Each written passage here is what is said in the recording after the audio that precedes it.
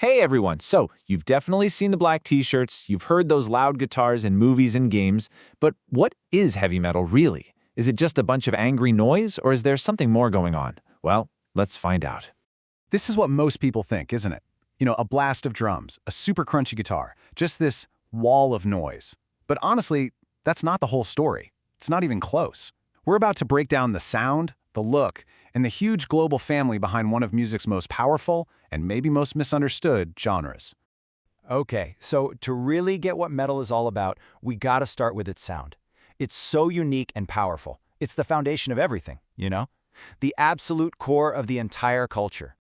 At its heart, heavy metal is built on what you could call a power trio of instruments. You've got the super loud drums driving the whole thing forward like a massive engine.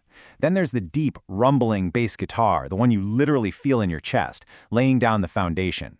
But the undisputed star of the show, the instrument that totally defines the genre, is the electric guitar. So, the secret ingredient to that classic metal guitar sound is one word: distortion. The best way to think about it is like a filter you'd use for a photo on social media. A filter can make a picture look way more intense or dramatic, right? Well, distortion does the exact same thing for a guitar. It takes the clean sound and gives it that heavy, powerful, crunchy character that just screams metal. So, how do they actually make that sound happen?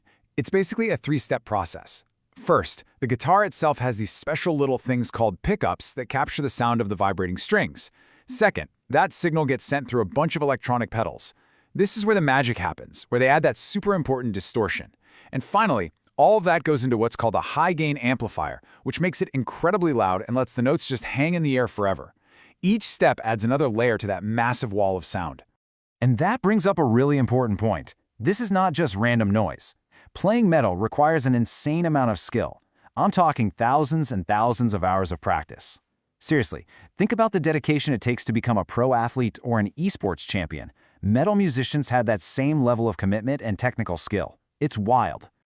Okay, so we've got the sound down, but metal has a very distinct look too.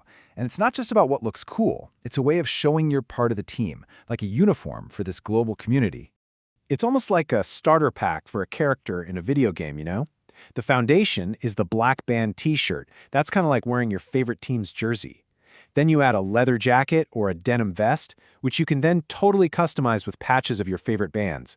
It's all about personalizing your look and showing other fans what you're into. It's like a visual code that everyone in the scene understands instantly. And this look, combined with the sound, it connects people on a way bigger scale than you might think. This isn't just a trend in one or two countries. We are talking about a massive, passionate, worldwide community. Just how big are we talking? Look at this number. Millions. Millions of dedicated fans all across the globe, all united by their love for this music. That's a huge subculture. And that right there is the key, this feeling of belonging. It doesn't matter if you're in Tokyo or São Paulo, London or Los Angeles, the music acts as a shared language. It's like being part of the biggest fandom in the world, where you can instantly connect with someone from a completely different culture just because you both love the same band. Pretty cool, right? Now, you might be thinking, okay, I get it, it's loud guitar music. But here's the thing, it's way more diverse than that. Saying you like heavy metal is kind of like saying you like video games. There are tons of different types. Think of them like different character classes in an RPG, each with its own unique skills, style, and stats. Let's just look at this little stat sheet for a few of these subgenres. You've got thrash metal, which is all about speed and aggression. Think of it as the high-speed assassin class. Then there's death metal, which is super heavy and intense with these deep, growling vocals. That's your heavy-hitting tank. And on a completely different vibe, you have power metal, which is epic, melodic, and heroic, with clean, high-pitched singing, kind of like a fantasy paladin. And that's just scratching the surface. So how has a genre like this managed to stick around for over 50 years?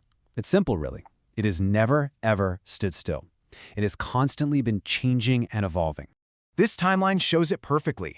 It was born in the industrial cities back in the 1970s. By the 80s, it just exploded into all these different styles. Then the 90s brought in all these new influences from other kinds of music. And by the 2000s, bands were getting really experimental, mixing in things like actual symphony orchestras. Its ability to adapt is its superpower. So, what's the most important message here? Heavy metal is so much more than just a style of music. It's a technically demanding art form, it's a global community, and it's an influential culture that has left a huge mark on other music, movies, and yep, even some of your favorite video games. So I'll leave you with one final thought.